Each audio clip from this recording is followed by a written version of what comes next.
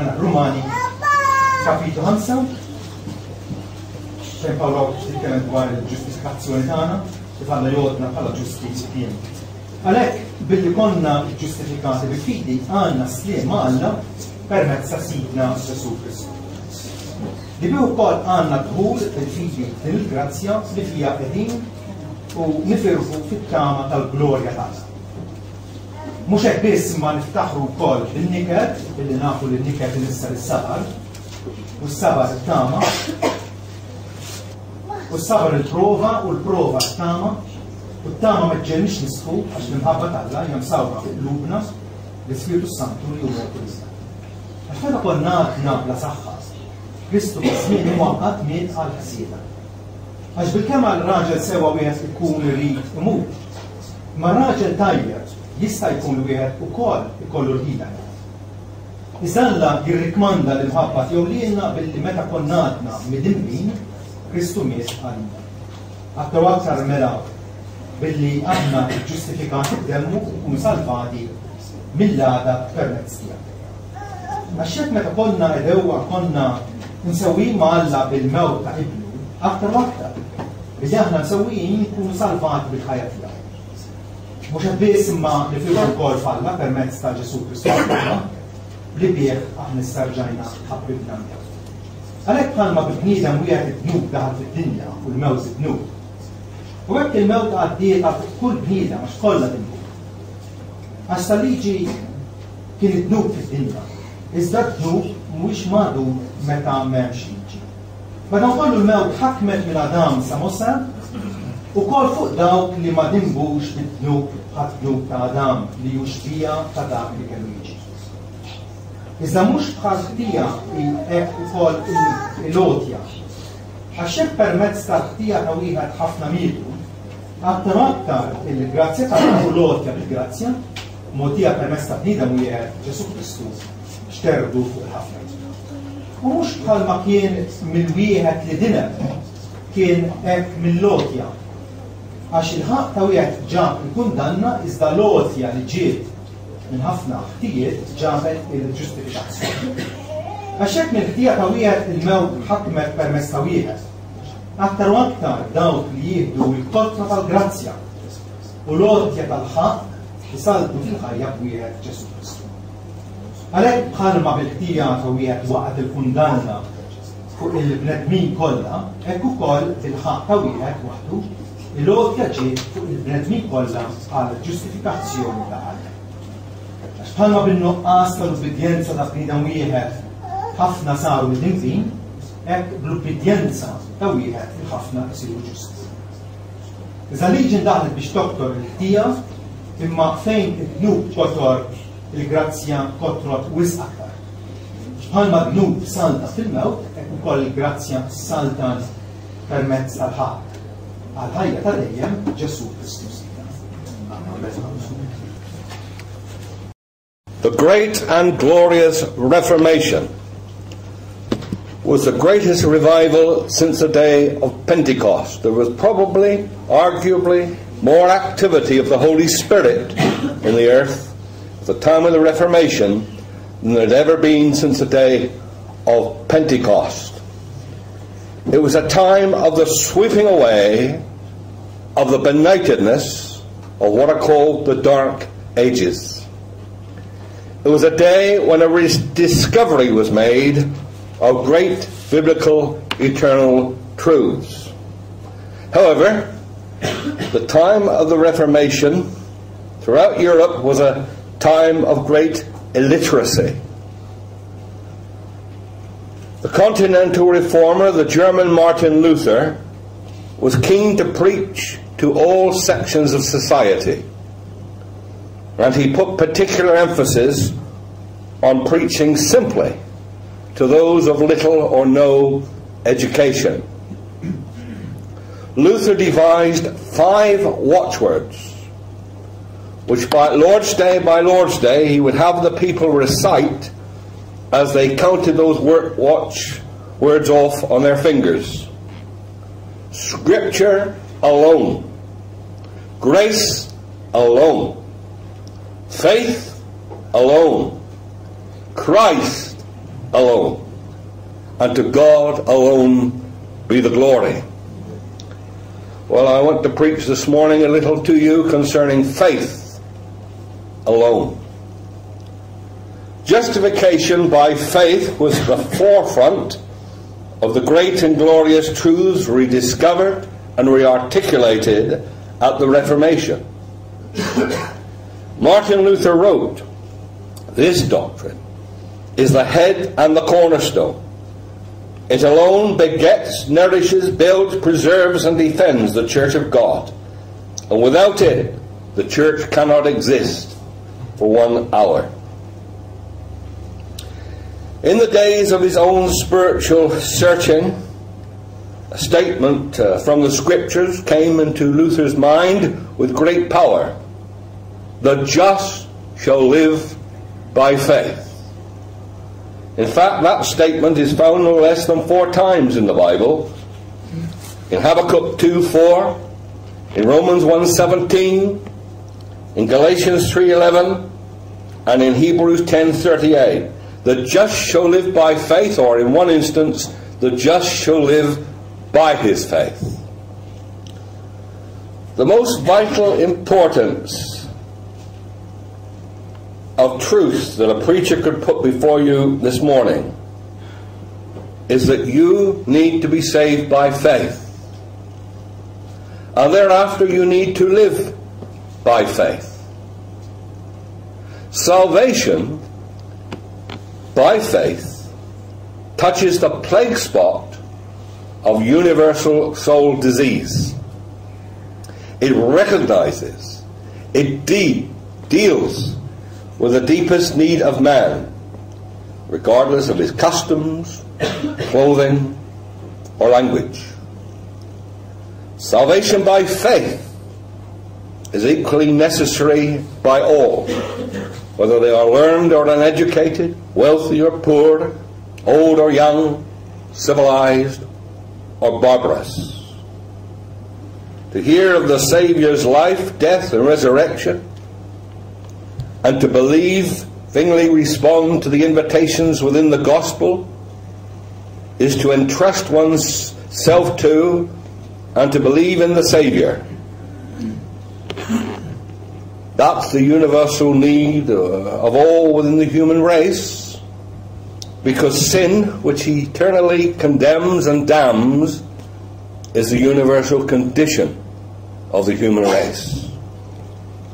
You see, if the sins of every man and woman here in this place now were manifest, were shown, this place would be a hell on earth.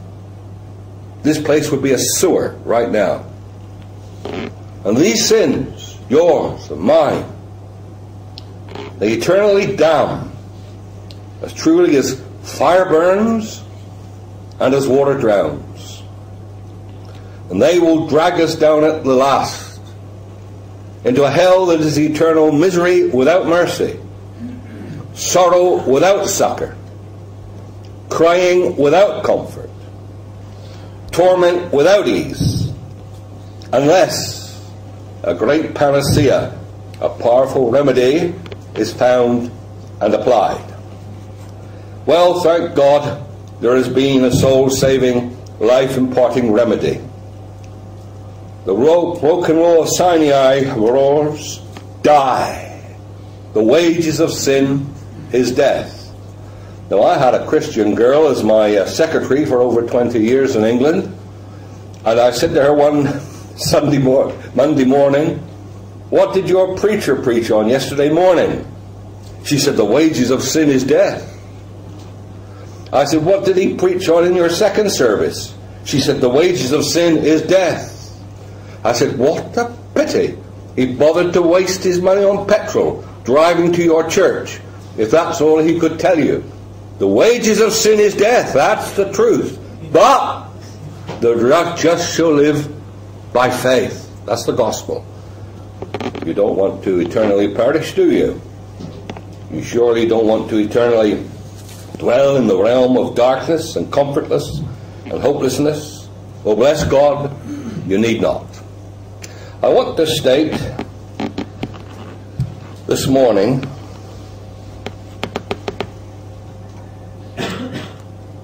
a number of things regarding the gospel.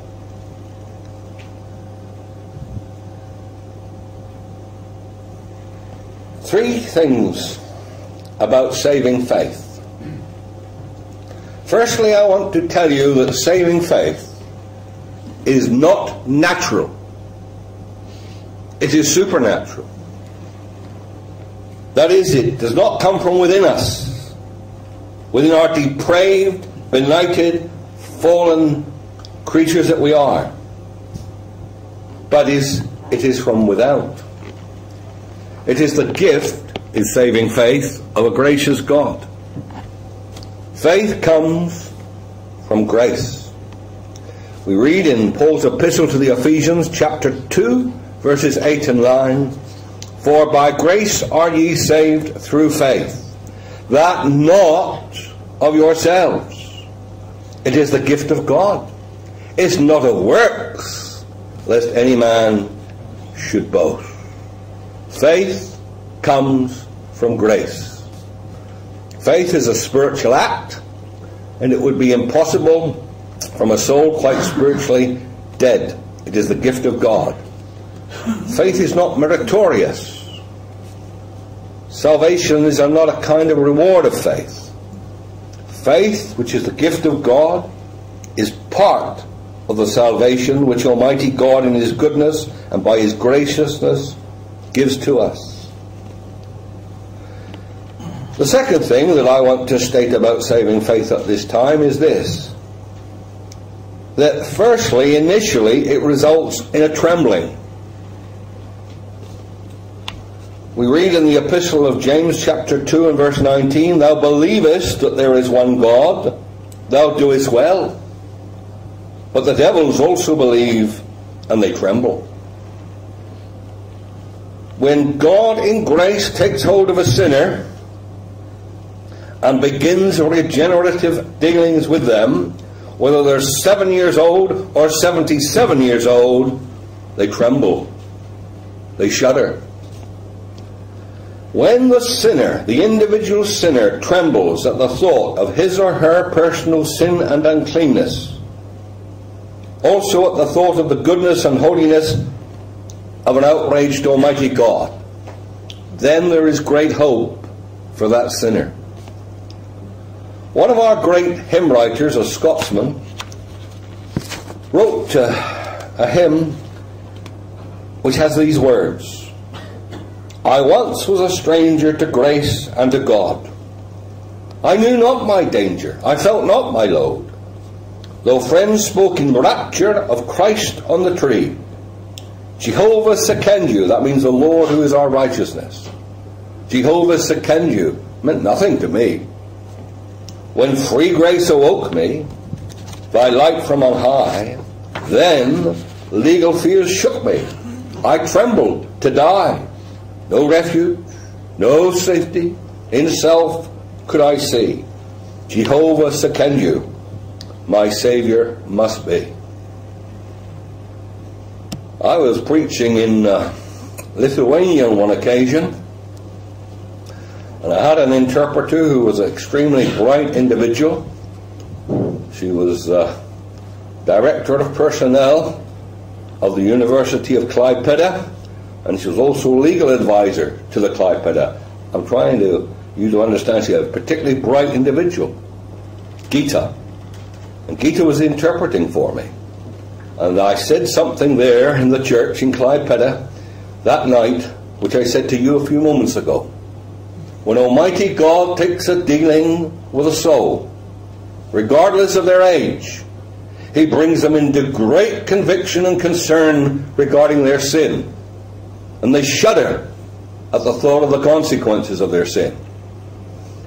Afterwards, we went for a little supper, and Gita said to me, she said, "I don't believe I ever had that experience of which you spoke tonight." I said, "Gita, I never said you were saved." Man, she was stung. She's a very bright little girl. She went off to a conference, and they asked her to give her testimony. And there was an elderly Russian pastor present, and after she gave her testimony, He said to another Russian pastor who was a friend of mine, "I am not happy with that young woman's testimony. She made no mention of conviction of sin. Beware in the matter of your soul's salvation if you have never experienced great conviction of sin." People say today, believe this, believe that. I'll tell you, when God deals with a soul, he sends two things. He sends repentance, and he sends justifying faith. And theologians argue about which comes first. Well, I tell you, neither comes alone. God sends concern of sin and repentance, as well as saving faith. Now, the third thing that I want to state about saving faith this morning is that it does justify. We read in the Epistle to the Romans, chapter 5 at verse 1, "Therefore, being justified by faith, we have peace with God through our Lord Jesus Christ." So justification is a state of acceptance with Almighty God. And the gracious instrument of our obtaining acceptance with God is faith. By nature, we are not at peace with God, and he is not at peace with us.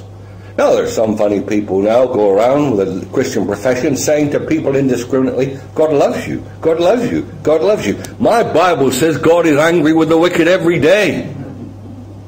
Their feet shall slip in due time. A lot of professing Christian sentiment today is contrary to the Scriptures. We are not at peace with God by nature. He is not at peace with us. We are exposed in our natural state to his divine wrath. But when we exercise faith in the sin-cleansing, soul-saving blood of the Redeemer, and his spotless righteousness is appropriated or imputed to us, Almighty God accepts us in his beloved Son, and then he is reconciled to us. And then we do have peace with God. Faith is a soul opening out to God. Faith is a capitulation of a proud and stubborn soul. It means flinging wide the gate in submissive receptivity. It means yielding to the voice of divine love in obedient activity. Now, I want to say this to you, and it's very important. It's very important to understand that there is a believing which is faith unto salvation, and at the same time, there is a believing which is not faith unto salvation. You may say to me this morning, "Preacher, I believe that at the bidding of the Father, Jesus Christ, the Lord of glory, divested himself of those enrichments which had been his from the foundation of the world. He emptied himself in entire obedience, with perfect acquiescence. He condescended to be born into this world by the virgin birth, into the likeness of our sinful flesh. Yet he, Jesus, was without sin." I believe that the sinless Christ lived in this world and walked upon this earth and went about doing good. He lived as no man had ever lived. He taught as no man had ever taught. And then he approached the end of his days upon this earth, looking towards Calvary and saying, "For this cause came I into the world." He overcame the fears of his perfect humanity in the Garden of Gethsemane and accepted from his Father's hand the awful bitter cup. He was thereafter nailed to the cross at Golgotha, and there he shed his sinless, redeeming blood. He approached his death declaring, "It is finished," the redeeming and atoning work of God's elect. I believe, you might say, that then the skies darkened and the earth quaked, and the Prince of Life went down into the shades of death.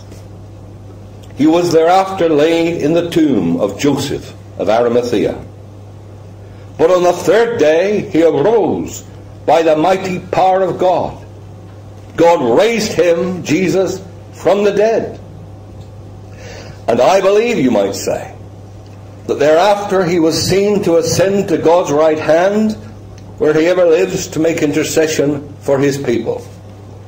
And I believe that he will come forth again at the last day, in the midst of his elect angels, pouring vengeance upon them that know not God and obey not the gospel, while receiving unto himself his own, the redeemed from among men.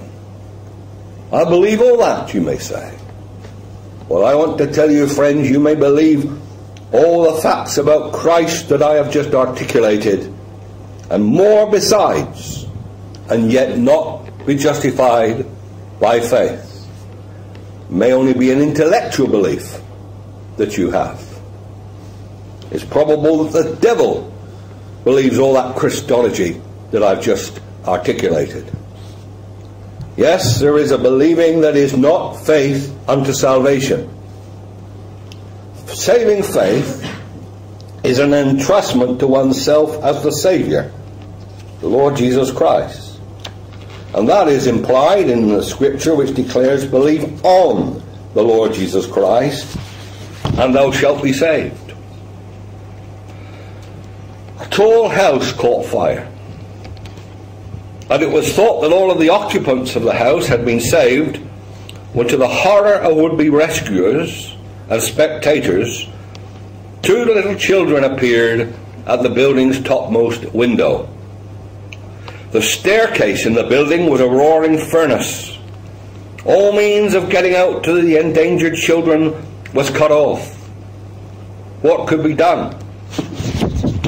Quickly, strong men got hold of a stout blanket, and holding it taut to break the children's fall, they shouted to the children to jump. But the children just looked out with frightened eyes. And meanwhile the fire was hissing and roaring and leaping from floor to floor, until it seemed to have clasped the entire building in its fiery embrace. Jump! Jump! Jump! The people shouted, until their voices were hoarse. But the children stood transfixed. But just at that moment, a man came walking around the corner of the street. Stepping quickly forward, he cried, "Jump!" And the children instantly obeyed, and they were saved. And would-be rescuers asked that man how it was that the children had jumped directly when he had given the direction, whereas their own entreaties had been useless. "I am the children's father," the man replied.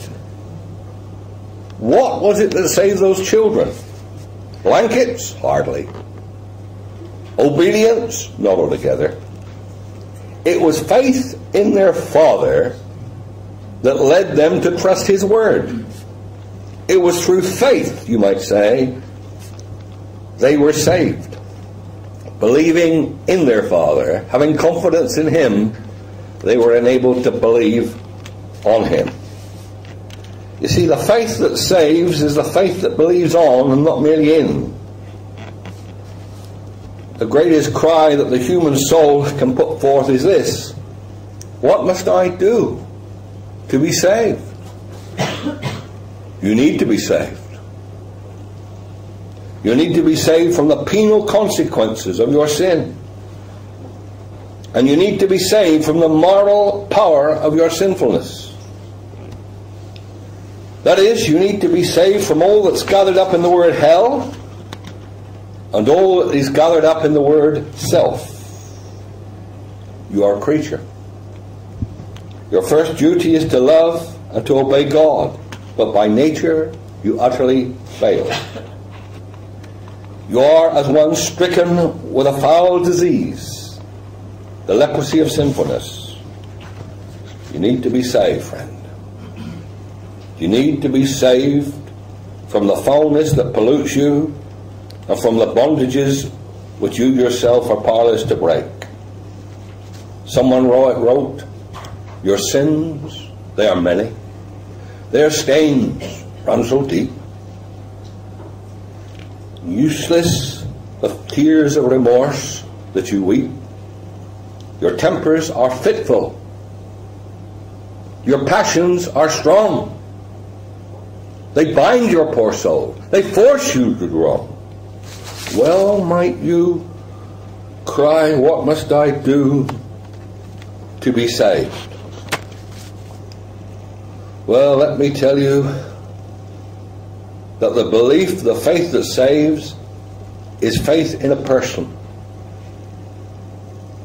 The only Saviour of sinners, the only Redeemer of God's elect, the Lord Jesus Christ. And I want to say, that's the Christ of the Bible. That's not the Christ of some sentiment and man's portrayal. It's the Christ of the Bible. Jesus, the Christ of the Bible, is a living person with a present power. I was privileged to go and preach in the land of Australia 8 times. And the first time I went there, I heard the story of an Aborigine woman. She was a believer. And she was out at a mission station, and the Roman Catholic priest came by, and he handed her a crucifix. And this elderly Aboriginal looked at the crucifix. She frowned as only an Aborigine can, and she said, him poor fella, long time fed dead fella, no more good fella. Gave it back to the priest. She knew more than the priest did. That is not the Christ we preach. We preach Christ crucified, but risen, ascended, glorified, and coming. He that hath that Christ, he that hath the Son, hath life. The belief, the faith that saves, is faith in a person.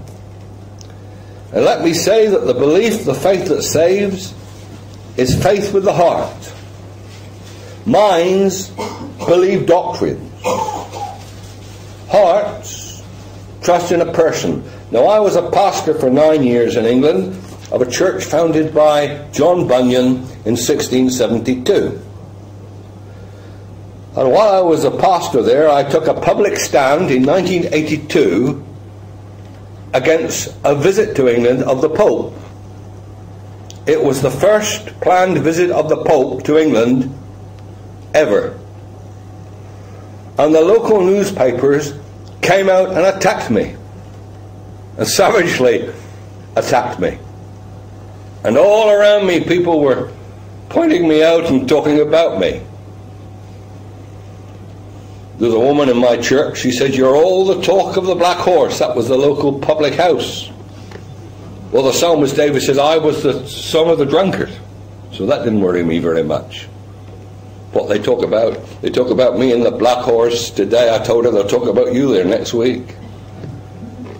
But anyway, the newspapers were attacking me. People were speaking against me. But one morning I was walking down a lane with a little girl. And she had been for several years in my Sunday school. And she looked up at me, and you know what she said? You're not a bad man, are you, Dr. Scott Pearson? Boy, that meant to me much more than all their newspapers. She believed what she felt, not what she heard.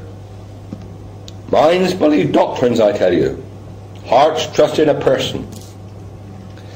For us to believe on the Lord Jesus Christ is to accept Him for all He offers to be to us. To accept Him as the Saviour in whom we trust for divine mercy. As the friend to whom we give our heart. As the Lord to whom we dedicate our life. And that entrustment of one's self and one's eternal interest to the Lord Jesus Christ is to be followed ever after by discipleship and profession. Salvation, justification, is by faith in Christ alone. It's not Christ plus any of my good works. It's not Christ plus baptism. People seem to think heaven is an island and you can swim there from a baptistry. It's not Christ plus baptism. It's not Christ plus going on pilgrimages and doing penances. Being justified by faith alone, in the finished work of Christ alone, we have peace with God through our Lord Jesus Christ. Well, I've preached you half of my sermon, and I can give you the second half in one sentence, and it's very solemn. It's very solemn. It's from Mark chapter 16 and verse 16. But he that believeth not shall be damned. Believe on the Lord Jesus Christ. I didn't say believe about Jesus. Entrust yourself to Christ. Believe on the Lord Jesus Christ, and thou shalt be saved. But he that believeth not shall be damned. Amen.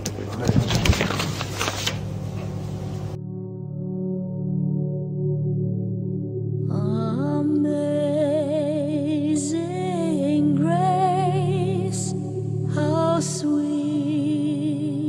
the sound that saved a wretch like me.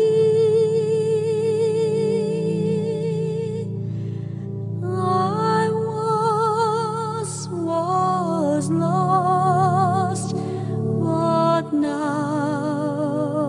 am found. Was blind, but now I see.